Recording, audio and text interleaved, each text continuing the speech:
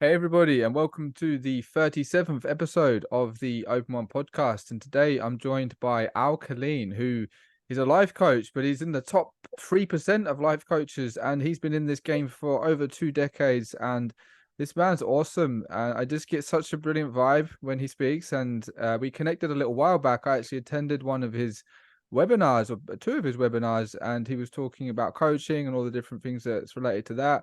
And I was really inspired by this conversation and just everyone who was in this webinar.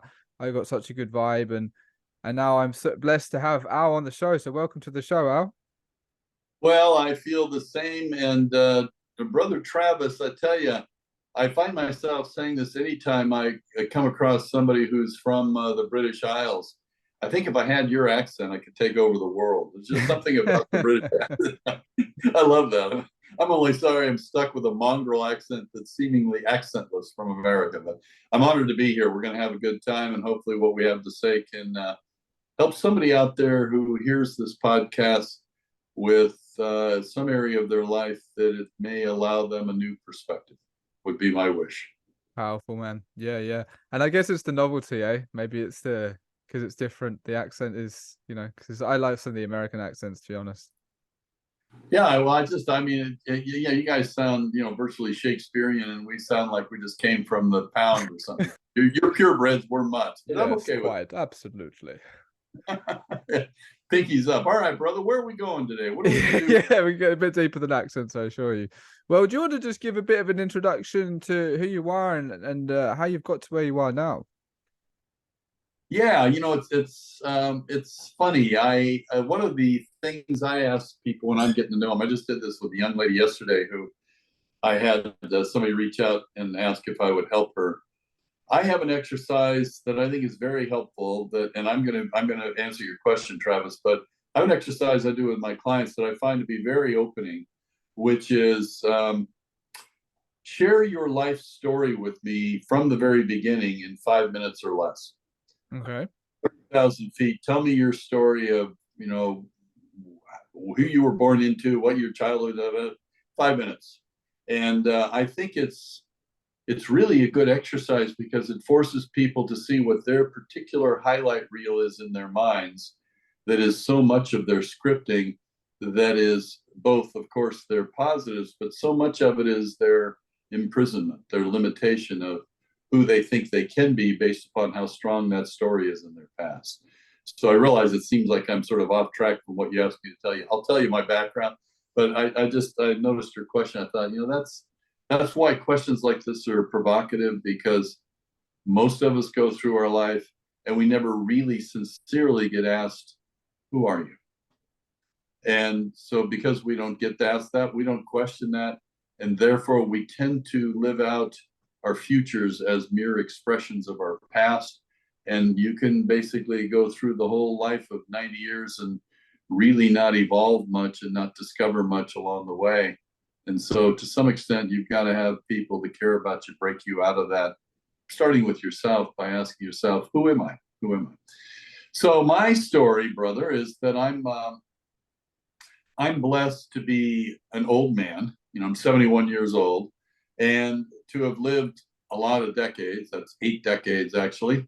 And to have seen a lot in my life. And I started out the early segment of life, I would say, was pretty dark. My first, call it my first 20 years. Raised in a dysfunctional Irish alcoholic family. I know you guys in the Isles never run into alcohol being a problem in Ireland, but it was a big problem in the United States with people of Irish descent, not unlike Native Americans and others that have, I think, a genetic thing. So I had that going on with my family. Nice people, my parents, that just didn't know how to be parents because they had tough lives. And sister ran away from home when I was 10. I saw her 4 more times before she died. An older brother was my best friend growing up, but he went off the rails after 2 marriages, 3 careers, and died a violent homeless person 18 years ago. And so once I got away from the house and went out to the university, I was in a pretty dark space. And so I decided I better figure out what life is like before I kill myself. Frankly, one of the options every day was, it's too bad, I'll just check out. So I thought, well, if I study all the great thought leaders in history, maybe I can find a case for life. Maybe I can find a way to trust life. So I decided to be an intellectual history professor, European, actually, English, actually. So my background was going to be an English intellectual history professor. I went through undergrad, did well, straight A's 4 years on, and grad school. And then I realized now you're just hiding out. You just want to hang around on campus and stroke your chin and look wise at parties and seduce co-eds. That's bullshit. Time to get your feet dirty, your hands dirty. So I went out into the world. Actually, my next step was I decided I was going to be a Zen monk because I'd climbed deeply into Eastern metaphysics. So I was doing 12-hour meditations on Sundays, and I'm preparing for the monastery in Rochester, New York. And wouldn't you know, I fall in love with my boss's daughter because I've got a day job. And so I fall in love, and I tell her, Reese, I love you and I'd like you to marry me, but there are conditions. What girl doesn't want to hear that? So she says, okay, what are the conditions? I said, well, I want to have the right to leave the marriage, to be a Zen monk at any time. And secondly, I want to Nice. I want to make sure we never have kids because I'm sure I'll screw them up as much as I'm screwed up. So she agrees to both. And we go forward 10 years without a kid. Our first kid comes 10 years later, and the second one 6 years after that. And I asked her after we had the second one, I said, why did you ever agree to those conditions? She said, well, I knew you'd never be a Zen monk, and I knew I'd be the one to decide if we ever had kids. So, gentlemen, we all know where the power of the universe is when it comes to decisions such as whether or not to have children. We think we have. Wow. Yeah. So fast forward, I end up, I try pharmaceutical sales. I hate it. I end up, I try stockbroker, hate that. I fall into mortgage banking. And in 1977, bear in mind, my parents never even owned a house. I couldn't spell mortgage. I go into mortgage banking, and I end up with a long, long career there. And I go through the ranks of being a loan officer, and then I run branches. I start my own mortgage company in 1990 with a partner, and we build it up. I get into the politics of the industry along the way, and I become the president of the Colorado Mortgage Lenders Association. I'm running my own company. I started an 8-state mortgage association while I'm doing this, and I'm all in, and it's enjoyable, and there's making money and all that. But then, Travis, the first important thing happened really out of this whole journey, which was 1997. So about 25 years ago, I had my first profound experience where, well, I had earlier ones with gurus from India and all that. I can go back into that. But the first one in the modern era was I have what I call the drunken veil story. Now, did I happen to tell that story the other day on the webinar? Oh, so I didn't attend the most recent one. It was the one about 6 months ago that I attended. So I don't think you spoke about this one specifically, but there's a few stories. I remember your stories were really good. Well, all right. So this is a true story, folks. And you know what? Even if you only listen to this story and then you have to, go feed the dog, or you can't listen to the podcast any longer, I think this story will help you if you hear it and you apply it to your life. So Travis, I'm the incoming president for this very august, important organization, been around for 50 years, blah, blah, blah. And when that happens, you have to go and set your own conference up for them to coronate you, right? So I go up to Vail, Colorado, a resort, and I do what everybody does when they go to these business meetings. I check in at the front desk, I throw my bags in the room, and I head for the bar because that's where people network and dance and drink and flirt and all that. And I'm there playing politician, shaking hands, kissing babies. And I do my 30 minutes, and then I'm working my way out because it's enough of this action. It's time to go back to my condo. And I have a life-changing experience as I'm leaving the bar called the Drunken Veil story. So as I'm walking out, there's this little antechamber, and there's a table there, and there's a woman sitting at it, Anne, who worked for me, 20 years earlier, and she calls me over, and she's sitting with an old guy who's in his late 70s, maybe early 80s. He has 6 empty Scotch glasses lined up in front of him. So she has me sit down. I sit down. She asks me how I'm doing, and I do what we all do when we're in a social situation. We see a friend we haven't seen in a while. I throw up all over her with my story of, well, I got 3 partners, and she's of this and he's of that, and poor me, and here's the problems and all that. She listens politely. The old guy wakes up out of his drunken stupor. He hasn't said a word in 10 minutes. I figure he's catatonic. We may need to call 911. He wakes up out of his stupor, and he says, first words he says is, I think you're the one. And of course, all sorts of possibilities flash through my mind of what's this guy's gig? What's he after? All right. And I said, the one what? He said, the one I've been looking for 3 years. Huh. Well, I'm not sure what you're talking about. So let me tell you what I'm talking about. I have the great secret of life. And before I tell you why you're the one, let me tell you what's happened in my life. I discovered the great secret of life as a young man, and as a result, I have more money than God. I've got a Learjet at the airport out here. I'm taking to my home in Aspen. I have a house in Italy. I've got more money than I could spend in 2 lifetimes using the great secret of life. Now, the bad news is I only used it to make money. I didn't use it in my relationships, my family, or my health. As a result, I have 2 ex-wives I pay a lot of that money to. I have 3 kids that want nothing to do with me. And now I'm an old man with a number of diseases. And I realize I've blown it in my life because while I'm rich, I really didn't use this great gift everywhere I could have. And so I've been looking for someone for 3 years who I thought would be able to not only use it in all areas, but also help other people find it. And I've decided that person's you. Would you like to know what the great secret of life is? No. Yes, please. I've looked for you for 50,000 lifetimes. Yes, please. He says, okay, so here's the great secret of life. I've listened to you tell Anne your story, and I will observe you're doing what everybody does. It's like you get up in the morning and you're standing 6 inches in front of a plaster wall. And that wall is covered in red lights. Those lights are problems and challenges and decisions. And what life has taught you to do is to push on the lights to make them go out. So all day long, you're pushing on red lights feverishly, and some of them come back on after you push them out.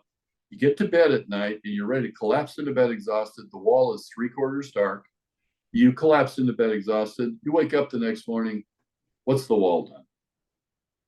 What's the wall done, Travis? What has the wall done? It's all lit up again. It's all lit up again. All the lights are back on, right? Yeah. So you do it again that day and the next and the next. And son, you will waste your life that way. Everybody does. Ouch. Here's the great secret of life. That man told me. He said, you got to make this plaster wall full of red lights into a glass wall. You have to look through that glass wall 3 years into your future. And you've got to generate a place that's so inspirational that you want to get to in those 3 years that makes everything else worthwhile in your life to get there. And you have to keep your eye on that place. And I promise you, son, if you do that, somebody or something puts the lights out for you. Huh. So I go back to my condo and I'm inspired and I'm thinking, this is a different take on goals and all that shit. What do I do with it? And I was in the condo and I'm thinking to myself about a stained glass that my wife has hanging in our laundry room that says this: your life is a gift from God. Whatever you think God is, your life is a gift from God. What you do with it's your gift back to God. And I'm thinking, I think that's true. I think Travis, I think Al, I think the man in the moon, everybody on this planet has a unique gift that only they came to this planet to discover and find and serve other people with. And our job in life is to find out what that gift is and to live a life within that gift, right? So I'm thinking, I think that's true. What is my gift? And I thought, I think my gift is to help other people find their gift. Okay, I guess I can't keep running this mortgage company. I don't think I can practice that at its ultimate level as a CEO of a mortgage company. I've got to sell my company. But I got 3 partners. We're all making money. They don't want to, it doesn't, he said, don't worry about that. Keep your eye on that 3-year deal. I did. Miracles, Travis, miracles.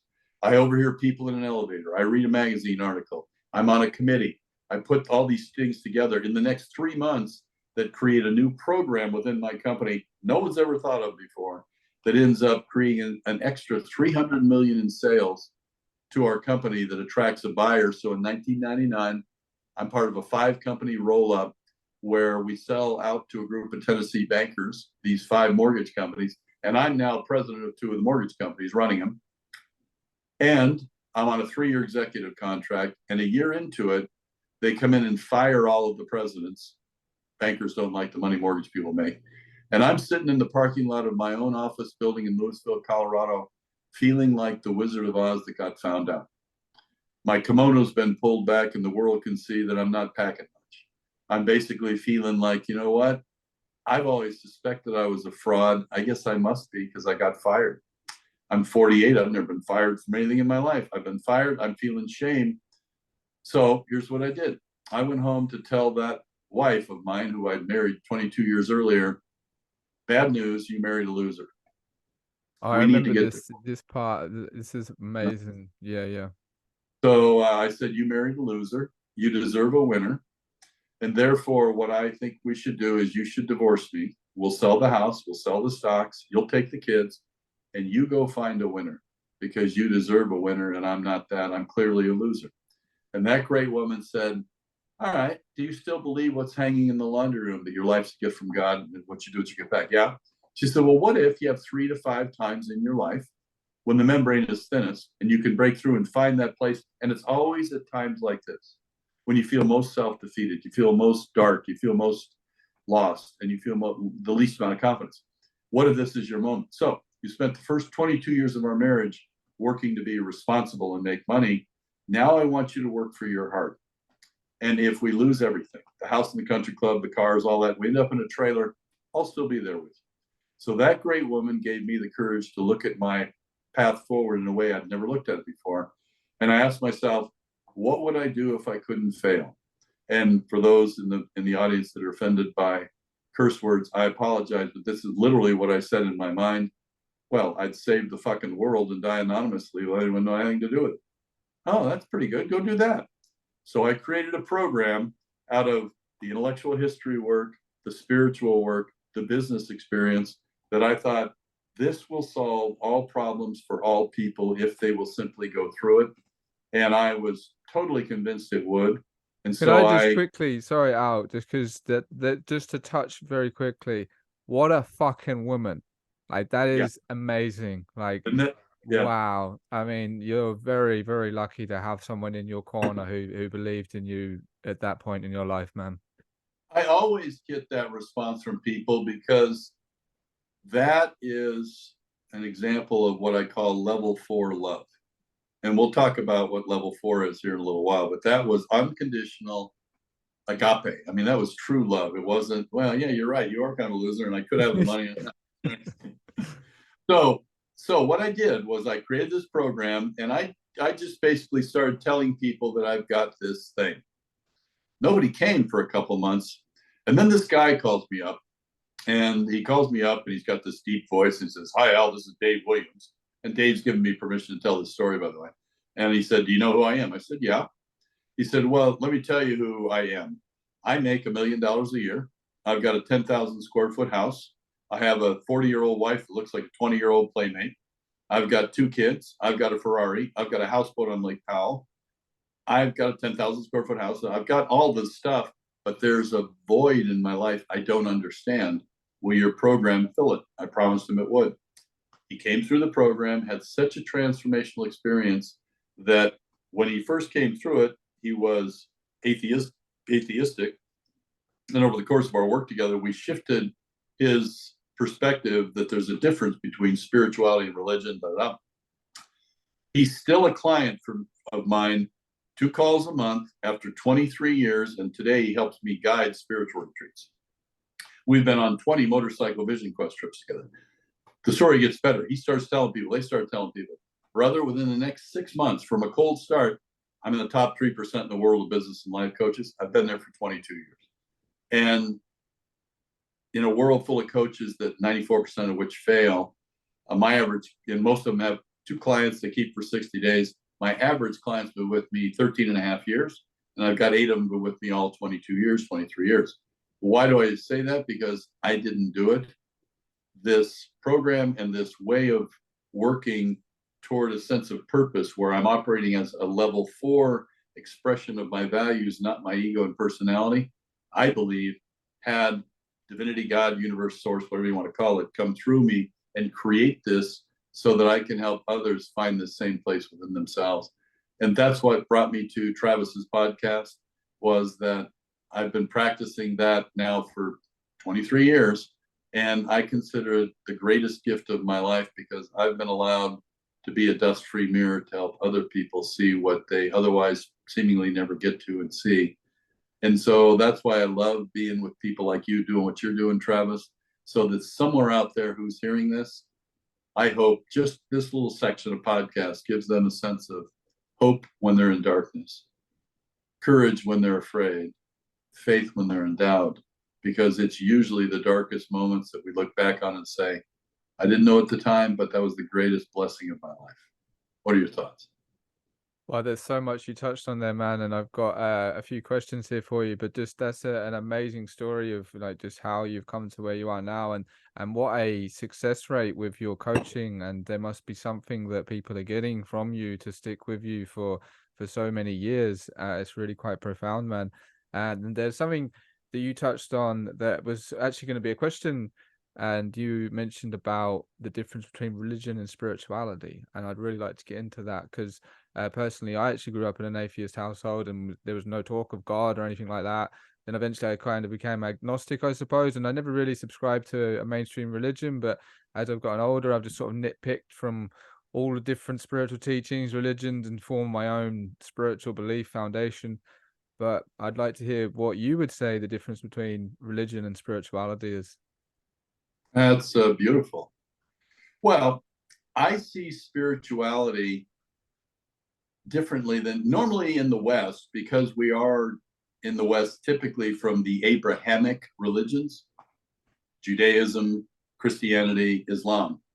These are religions that, and I think it has to do with actually the Greeks that Aristotle and Socrates that created. Aristotle actually coined the concept of dualism, of subject object, of this, that. I think in the West, our religions, Christianism, Judaism, they have this relationship where we are separate from this thing we call God. Yeah, And right. for this thing we call God has maybe it's Christ came as his son, maybe it's Abraham for the Jewish folks, maybe it's Muhammad for the Muslims, but had a teacher come and tell us, here's what it's all about. And the way that got passed down to us was a bunch of rules got set up around it called churches. And those even broke off into different interpretations. And all these people had one thing in common, I think, at the beginning, which was love. And then the rules came in, and that turned it into different belief systems. They created dogmatism. They created, we're right, you're wrong. And oh, by the way, God's out there and he's keeping a ledger and I got to please him. And then we would go through, from my experience, this isn't for all my Christian friends and Jewish friends. I got a lot of clients that way. If it works for you, it works for you. But it didn't work for me because I saw too much of preaching without practicing. I saw a lot of hypocrisy. I saw a lot of people saying, we got to do this or you're going to hell. I don't believe in hell, other than one inside you created by the way your mindset works. And so I was atheistic at 18, 19. And then I started thinking about this as, is religion spirituality? No. Spirituality is like a mountain of consciousness. Spirituality is ultimately, to me, synonymous with consciousness. Your level of consciousness is your level of spiritual evolution. It's beyond what you think. It's your consciousness, your total awareness. And so on this mountain, you have a Western half, Abrahamic religions. You have an Eastern half, Taoism, Buddhism, Hinduism, Shintoism, etc. Right? Well, I went over to the other side of the mountain and said, so what's this stuff? And as I started reading Lao Tzu and the Tao Te Ching, as I started reading Buddha's work and what he was talking about, what he was doing, and even Hinduism, 7 years with a Hindu guru, it was something that was a different take because it wasn't a subject-object thing. It was inside me and my mind and what I was doing inside me to evolve that spirituality. That worked for me because I released it from the constraint of being a set of rules to a personal responsibility of awareness evolution, of consciousness evolution, of moral evolution, right? I don't think of Buddhism, for example, as a religion. I think it's the ultimate school of psychology. So back to my mountain analogy, I think there's a mountain of spirituality and there are ski runs up that mountain we call religions. And for people that are sincere in their practice, for them, a lot of those people being in the ski run can take them to the top of the mountain. There are enlightened Christians, there are enlightened Muslims, there are enlightened Jews, just as there are Buddhists, etc., right?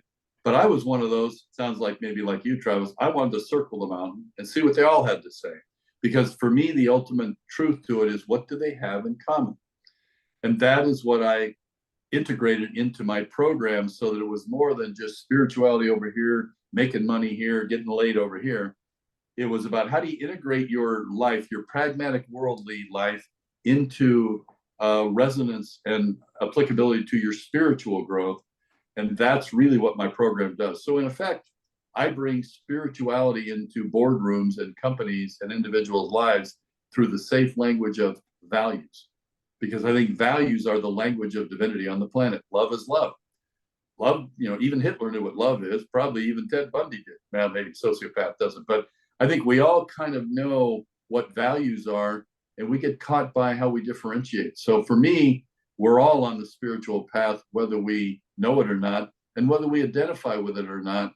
What often throws people off the path is they assume spirituality and religion are synonymous. They are not. Spirituality is that part of us that's bigger and deeper than our personality and ego. Religion is one methodology of trying to access a higher altitude within that consciousness. What are your thoughts? That's an amazing analogy, man. And I'm being transported back to that webinar that I did with you, and just remember being taken on this journey with your stories. And I love it, Al. It's brilliant. I'm Irish. I tell stories, brother. Yeah, and you touched on something as well about like the divine framework and the values, and I think that's part of the human experience, is just trying to figure these out, because there are like divine ways of living on this world, or I guess that sort of transcend humanity, but have sort of been put there for us to discover, or however they were created. And I think part of the journey is finding out what they are, and then how you can align with it. And then when you start to go on this journey, you'll get tested, right? And it'll manifest in various different ways. And if you say, for example, you say you're a man of integrity, you're going to get tested on that, and it'll be like, okay, no one's looking. Can I get away with this? Well, God's fucking looking. You're looking. So you have to prove yourself in those moments, in those tests, those challenges. And so I was wondering, like, what other values would you say are divine values? Obviously, love, integrity. Is there anything more you'd add to that? Well, first of all, I think I want to make sure before this podcast is over that I share with your listeners the 4 levels of identity, because that's tied very much to what we can each do on our spiritual work, regardless of whether you're a religious person or not. Values, first of all, when I refer to values, they are positive values. They are things like love, kindness, compassion, faith, etc. I like to start with what I call the 8 noble virtues. So back to our discussion about religion. When I was a kid, I grew up and I was programmed to a certain way of praying. And I got to tell you, it's never really worked for me. Because I'm sort of uncomfortable when people get together and they want to pray out loud together. It doesn't do it for me, because it feels like kind of a social expectation rather than what I think of prayer as, which is an internal conversation with God, right? So a few years ago, like 6-7 years ago, I realized I'm uncomfortable praying, because it feels like we're using God for an ATM machine of wishes. Dear God, please give me the. I get that. Please God, give me that raise. Please God, please. Right? And I've done my share of it when my kids are endangered or whatever. I'm afraid, right? But it doesn't feel right, because it feels like we're trying to turn God into a wish machine, and that doesn't feel right to me. So I made up my own prayer. So 6-7 years, and it gets back to your question of which values. And so what I thought of is, what are the 8 noble virtues, the 8 noble values? And so here's what I do every night, and have for the last 6 years, is I don't beg for things other than this one. I say, dear God, please let me be love tomorrow as an experience for everyone I meet. Let me be compassionate to all living beings. Let me be faith, so that I never have any doubt, and I constantly am aware that it can all be trusted, because you're a part of all of it. Let me be humility, so that I never make the mistake of thinking that I matter at all as an ego. And let me be a transparent portal for whatever energy or light you have to give me that I can cast to others. Let me be wisdom, for the Akashic record of all knowledge to come through that empty portal of humility to share with other people as they need it, without trying to claim identity or sourcing from it. I'm the portal. Let me be peace, so that I can really fully relax physically, spiritually, mentally, and let go of the constant, ever-present worry and fighting with life that I've done. Let me be truth.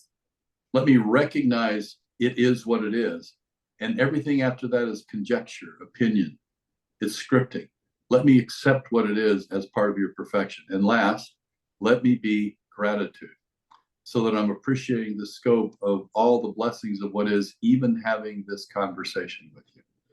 So I guess that's what I would say are the 8 values I would start with: love, compassion, faith, humility, wisdom, peace, truth, and gratitude. At least that's what I pray for every night. What are your thoughts? I love how you phrase just let me be love. It's not like, can I have more love or can I be more loving? It's just let me be love. That really struck a chord with me when you said that. And I might just nick a bit of that if you don't mind. I might just take a bit of that prayer because Yeah, I that's think Nick is the powerful. British thing for steal, right? Yeah, I'm gonna steal It's that such prayer. cool language, man. It's such cool language. I mean, I'd give you my wallet. He's like, can I nick your wallet? Yeah, absolutely. Good. All right, that's cool. Yeah, man. So that's a brilliant foundation, and I think everyone can agree that that's a brilliant way to like go about life if we had everyone living to that kind of value system, incorporating this into their lives. Wow, what a different world that would be. And it's also reminding me of like I did ask him my audience, my followers, like, do you think we're actually coming into like in general, people are becoming more like they have more morality, or is the trend going downwards? And it opened up an interesting discussion, but I'd also be interested what you think. But I think that if we truly want to see a better world, I mean, you can deal with all the politics and all the people out there, but unless we have an evolved population, a population who's actually at a high level of consciousness in general, then I don't know how we're going to solve all of these problems that we face as humanity in the long term. So, if everyone just was to have a bit more love, gratitude, humility, faith, all those amazing things that you said, I think it'd be. Well, I can only imagine actually how much of a different world it would all be, man. Yes, yes. So a couple of thought bubbles to share. Are you familiar at all with a guy named David Hawkins? Yeah, and his map of consciousness. Yeah, very Yeah, interesting yeah, yeah, stuff. yeah. Brilliant, brilliant, brilliant, right? So if you're familiar with his model, and his first book that I read was Power versus Force, and then he's got a dozen other books. Fabulous guy. And for your listeners who don't know who David Hawkins is, he was, I believe, he had the largest psychiatric practice in New York City, and he walked away and went to Sedona, Arizona, to open up a retreat center where he could explore the merging of human psychology and spirituality. And he created, using applied kinesiology, a system of measuring truth.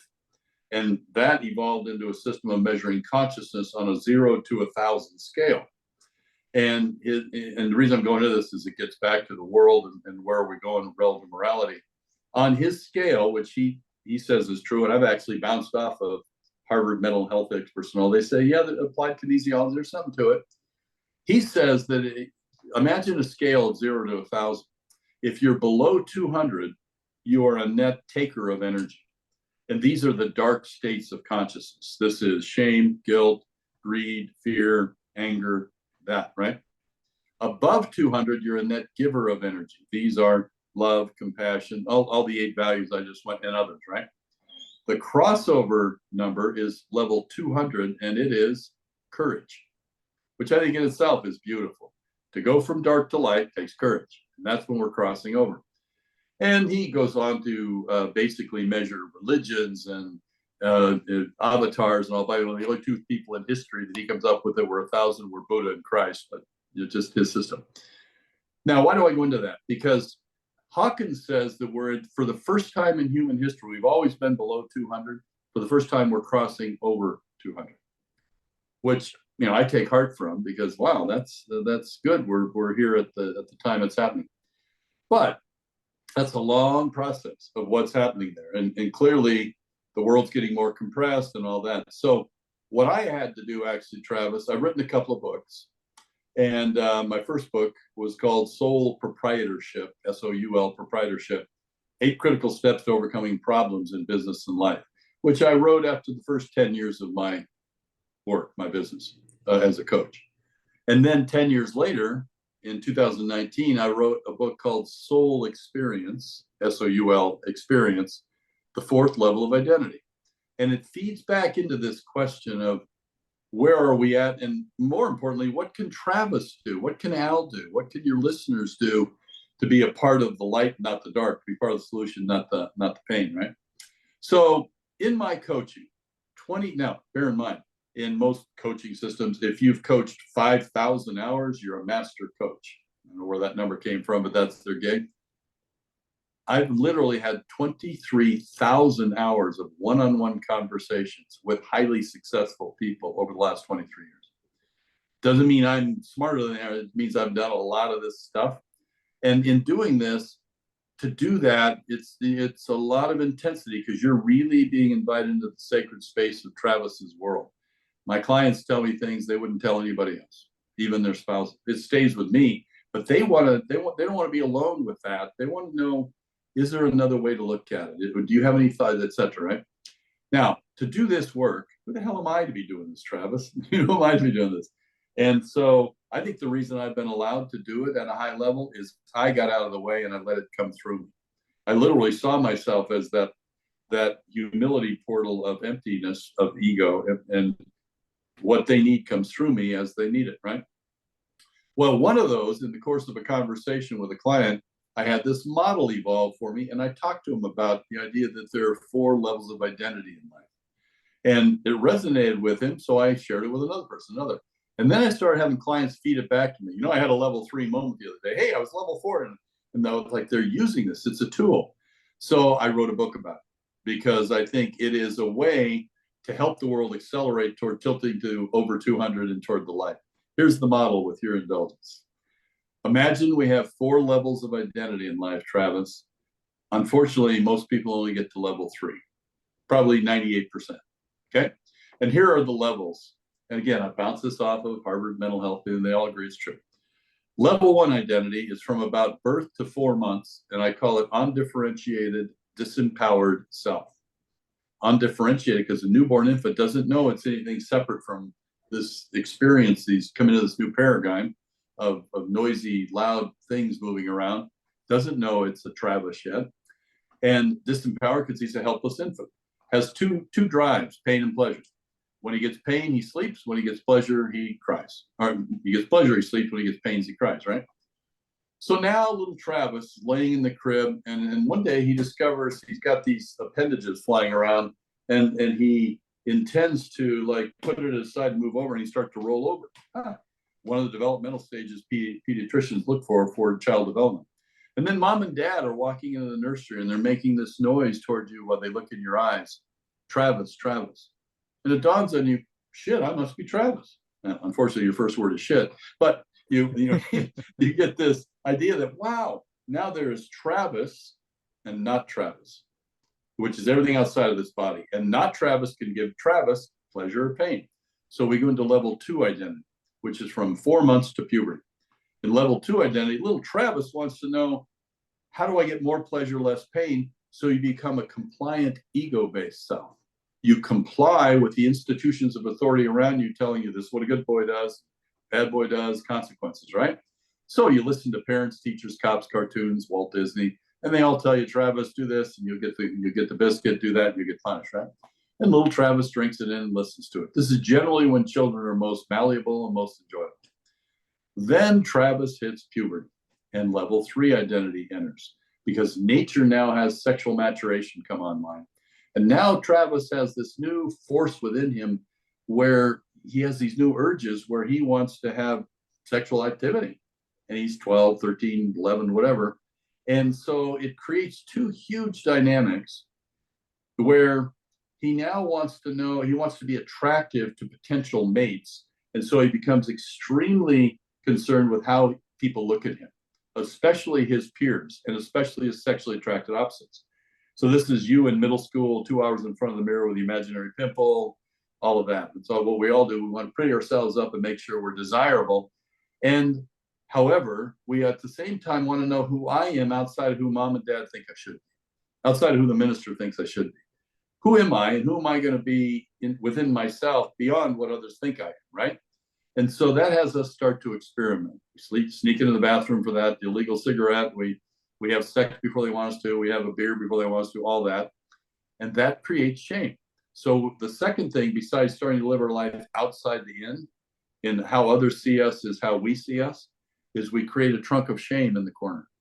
And every time we do something we would be ashamed of if you knew it or somebody else knew it, we put a rock in there. And over time, that trunk gets really heavy, right? So this third level of identity I call non-compliant ego-based self, because it starts out by no longer being compliant and breaking free, right? Well, it's entirely appropriate in the teens, in the 20s, even the 30s. But when people approach the late 30s, early 40s, this is what middle-aged crazy is, I think. People get this awareness, you know what? Okay, I've kind of figured out the language, the rules, my path. I've got married, a couple of kids maybe, or I'm single, whatever. But life is now going to be pretty much the same going forward, other than there'll be more of it. It's going to be a bell curve of happiness and new discoveries. And so middle-aged crazy, I believe, is people desperately trying to make an attempt to kind of rock the roller coaster cart to make it interesting again. So it's not just more of the same, out of an existential desperation of realizing I'm now just going to live out the next 40 years as a longer version of who I have been. Thus, most people are who they were in middle school until they die, unless they awaken level 4. Now, I've seen level 4 awaken as young as 17-year-olds. Typically, it's people in their 40s and 50s and 60s. I've seen it happen earlier. So to review, before we do level 4, level 1, 0 to 4 months, undifferentiated, disempowered self. Level 2, 4 months to puberty, compliant, ego-based self. Level 3, puberty to death, unless you awaken level 4, non-compliant, ego-based self. Level 4 is this, Travis. Level 4 is when we awaken to the idea that this story I have about myself is all grounded in my ego scripting and what others have told me of this outside the in living, and my experiences and my fear, even my animal fear of survival, all the rest of it. And yet I have core values that I came here as a soul to provide to the world. And therefore, I'm going to discover what those are. I do that in my program with people. I'm going to create a personalized vision that has those values in it. And I'm going to go forth living as a literal personal personification of my core values. And when we shift into being our core values instead of being our ego, we go into level 4, which lasts from the moment you awaken it until you die. And I believe beyond, because I think it's who we really are before we take these forms. Now, when people get to level 4, we oscillate back to level 3 regularly, and we go back and forth, and we see the consequences of each because we've spent a lot of time in level 3. Now, is this true or bullshit? Well, I would ask the audience to think about all the high watermarks of humanity who've come. Let's look at first spiritual figures. Jesus Christ, what values did he personify? I'll ask a room full of CEOs. What they say: love, forgiveness, sacrifice. Okay, what about Buddha? Compassion, mindfulness. Okay, what about Mother Teresa? Unconditional love for all, regardless of their station in life. What about Gandhi? Nonviolence, ahimsa, and truthfulness. Martin Luther King, equality for all, regardless of color of skin, based on character. What about non-spiritual figures? And this will ring home for you because I'll probably screw this up. Let's look at non-religious, and let's look at a political figure. It's 1943, as I recall, and the Nazis are bombing London day and night for 62 days. It's either 43 or 44. I think it's 43. And you'd know. And London is the largest city in the world, 7 million people. And 60% of the Londoners are down in the subways because every day, every night, the bombers are coming over from Germany. And it's hell. I mean, they don't know what they're going to find up there. The next rocket could hit us. The next bomb could hit us. Mothers are breastfeeding children as the dust falls. It's hell. They have a shortwave radio. And over the radio, a voice comes on. 1,000 years from now, people will say this is the moment good fought back evil. Never, never, never give up. Winston Churchill, what did he personify?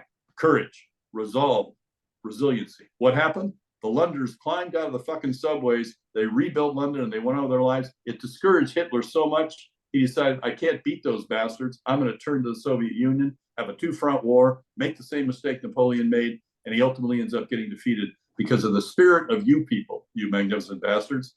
And what does that mean? It means that Winston Churchill personified at a moment in history the values needed to save, frankly, mankind from the evil of Nazi Germany. Level 4, and so those are historical figures. What about every one of your members in the audience that may have children? What do parents do that are good parents with children? They personify values on behalf of their love for those children's future. They move beyond their ego story if they're good parents. And they are love, and they are nurturing, and they are support, and they are compassion. And that's what creates good human beings. So our goal in life is to practice our level 4. And when we do, it advances us up the mountain of spirituality, because that's, I think, why we're here, is to discover how to live as level 4, not 3. And so your question about the world is a question of each one of us and how much we're aware of and practicing level 4, which is why I do the work that I do, Travis. Thank you for letting me go into a 15-minute filibuster with something I'm passionate about. Sorry if I... No, absolutely amazing, man. Like, I'm just taken on a journey, really, and it's nice to hear. I'll just quickly, I got a couple of questions for you, but I recently interviewed Lawrence, Lawrence King, and he bashed on the UK something fierce. So it's nice to hear somebody be like, actually, you guys have got some good things going for you. Look what you did back then. You stopped evil. That was quite nice to hear. I love you guys. I love that. I'm Yeah. a story to God say. I admire you guys. Cool. Well, I guess maybe it's different when you're looking at when you're not a Brit and you're looking at the UK, you get a different perspective. That's cool. And so you mentioned about how when people they might go through their life as what you'd call a level 3, and they never actually wake up to who they truly are and become what you'd say is a level 4. And I would that makes a lot of sense, like the way you've put it together. And I often say about how, yeah, all the conditioning, all the stuff that we went through as kids, it's up to us as adults to do something about it. And if you don't, it's going to run your life basically, and for better or for worse. So that rings true, man. And what I'm curious though is, what do you think causes somebody to like have this awakening? Do you think it's different? It probably is, right? Different for each person. Have you come across, like, in your work, like people have said, hey, Al, I just had this moment, this epiphany, or it was just so bad, or what do you think is the catalyst? Well, I think of course, it varies with people, but there are some commonalities. One thing I need to finish with relative to level 4 is 2 great things happen when you go to level 4, Travis. Instead of this outside to in, living your life through the eyes of others thing, you begin to live your life inside out, and you become what the Hindus would call a creator of worlds. You can begin to create a life by design, because you can now be trusted with the power to manifest your hopes, dreams, and aspirations from divinity, because you won't be doing harm, because you're not doing it for selfish reasons. That's it. Powerful, yeah. That's big. The second one that's big is that trunk of shame and guilt you built gets pushed off the back of the boat, because you're no longer that person. I believe, and for my Christian friends out there that don't agree with this, I'm not trying to offend you, but I personally believe this is what Christ meant by being born again. I think it's to go to level 4. I think it's to go to level 4. I think when he's saying only through me do you find the Father, he wasn't talking about him historically. He was talking about Christ consciousness, which is level 4, which is synonymous with Buddhistic enlightenment. At least that's the way I put it together. Yeah, man. And I like how you phrase that, because it's like, I also think that the more that you evolve, like the more free will you can say, or the better you use your free will, the more you're Right. endowed with, the greater the impact you can have on this world. And like you say, it's because you've proven that you're actually basically just going to be a channel of God, channel of the divine, and do the work. And then you get tested to prove, are you worthy? Are you really going to be that person of integrity when no one's looking? Because if you're not, I can't give you this power. Like, you've got to prove, you've got to want it, you've got to show me that you're worthy. And that, by the way, is the answer to your question, Travis, is how do people move over level 4? I personally believe in reincarnation, and I know a lot of people don't, but they say when Siddhartha became the Buddha on the night of his enlightenment, he reviewed 82,000 lifetimes that he had. I tend to believe in that model because I do a lot of study with near-death experiences and children that can, Bridie Murphy, people can all that. But here's the point. Through these recurrent lives, in my model, these recurrent lives we live, what we come to discover is the bankruptcy of the easy, familiar path of egocentric identity and the karmic consequences of being an egocentric person. When you are egocentric, you're about yourself. You're about your benefit, your value. What did all the holy ones say? Don't do that. What did Christ say? Give on to others. And all these things. You're like, you're crazy. Turn the other cheek, my ass. Oh, give him my cloak, right? Because our ego reviles because ego is intrinsically selfish, and that has karma. Now, the Christians would say, as you sow, you'll reap, right? So when what we discover in one lifetime or 100,000 lifetimes is the bankruptcy of an ego-based approach to life, and our disappointment in the fact that our ego is giving us so much pain that as we grow in our awareness and see the pain I am creating for myself out of an ego-based approach to life, at first we get depressed and we get empty and we're like, I'm just going to kill myself, or I'm going to give up on life, or all the rest of it. But then we get these little tickles of positive perspective, which I'm truly hoping today's podcast is for some of your listeners, Travis, or they read a spiritual book, or they have an aunt that's saintly or whatever. And you see that now, why is Travis such a good dude? Why did he help the old lady across the street? Why did he pay the guys, coffee behind him? Why did he send $1,000 anonymously to that couple that's starving? Why does he do that shit? Man, that's $1,000 out of his pocket. But he seems at peace. He seems happy. And we start to see, and I think that's why the avatars come. That's why Christ came, Buddha came, Gandhi. They come to give us examples of what we could be. And they aren't special. They're special in history, but we can all be that. And that's their message. What did Christ say? These things I do, you can do as well and more. You can be me, folks, he's saying, but you've got to be me. You've got to act like I act. And which doesn't mean you mimic me, and doesn't mean you do it in your own way. It means you literally merge with me. That's what it means, that only through me do you find the Father, is merging into this higher level of consciousness in my mind. You're going to get a lot of heat from your Christians that that's some bitch. Easy. I don't mean to offend anybody. This is my opinion. Maybe I'm wrong. I think we find it because we have been around how poorly level 3 ego reality works, that we're tired of the suffering that is intrinsically a consequence of that. And so we end up at first giving up hope. And that's when he takes his foot off our neck and says, there's a door over there. Why don't you try that one? And you open it up and you find that, oh my God, it can be trusted after all, if I just realize I'm capable through free will of being my values, not my ego. And the moment you do that, man, the angels sing, the birds start singing, the postman whistles, and it all makes sense. Because while there will be invitations to suffering in life, you finally move past the middle school of consciousness and given up the ability of outside circumstances and other people to take away your peace. Because, and I say this, it sounds like I'm being noble, I'm not. The most fulfilling thing I do in my life is this conversation we're having. And I've had it 23,000 times. I had it yesterday with a young girl that was suicidal. And by the time we were off the phone, she was in tears because she trusted life again, just from this conversation. I hope everybody in your audience hears this podcast and decides, I'm going to read Soul Experience, and then I'm going to go do this, even though I don't get paid for it. That's how we tilt the world on its axis toward the light, brother. Absolutely, man. That's truly powerful stuff. And I'm sure if anyone's made it this far, that they've got a few different perspective changes, and they've got a few aha moments, and they're going to come out of this podcast a better person, man. So, right. Well, usually I do this the other way around. Usually it's like, the deeper stuff back towards the end, but we just jumped right in, which I was expecting with you. No surprise. But I do have a quick couple questions if you've got the time.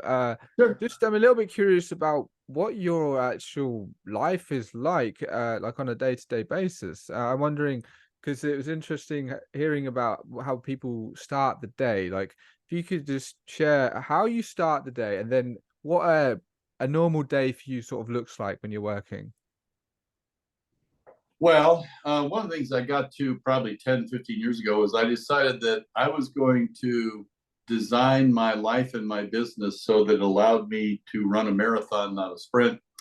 So I take coaching calls 3 days a week is all.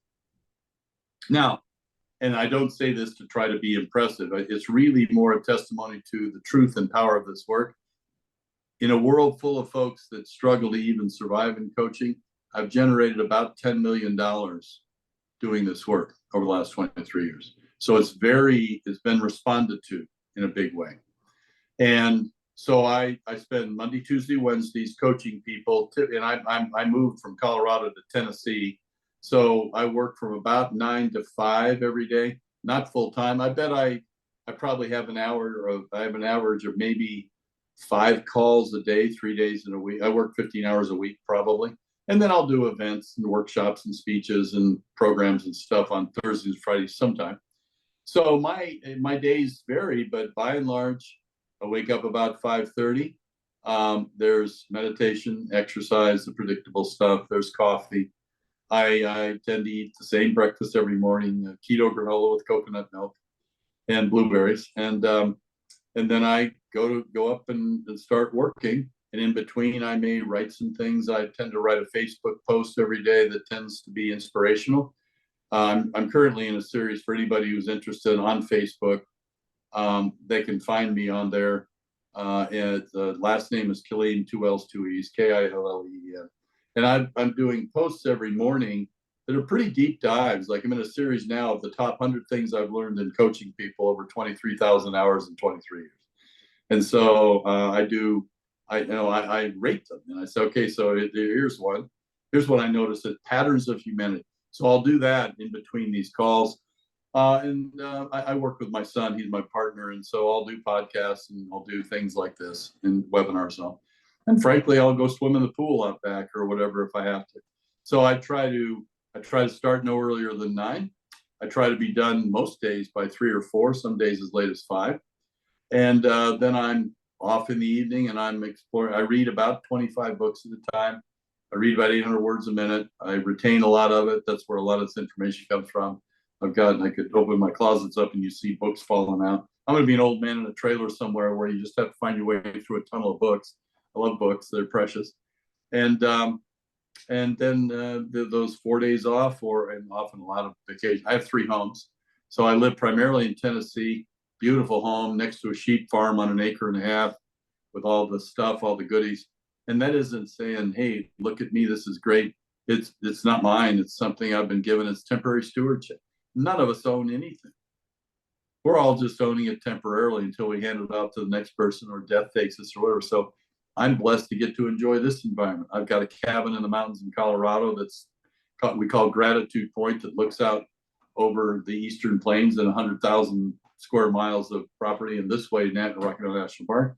And I have a home in Naples, Florida, 5 minutes from the beach. So I always had a goal, Travis, to be 70 at 70. I wanted to be at 70 degrees when I was 70 years old. So I set these homes up and migrate around like a gazelle or something. So, and yet my wife would tell you, she resents this, by the way, my wife would tell you, anybody calls you or contacts you with a need, especially one of your clients, any time of day or night, you drop everything and you're there for them. Because I'm not doing any of this. It's being done because my level 4 shows up and helps people see the divinity within them. I tell people kind of half facetiously 2 things. One, I'm the luckiest guy in the world because I get to love people for a living without having to be a hooker.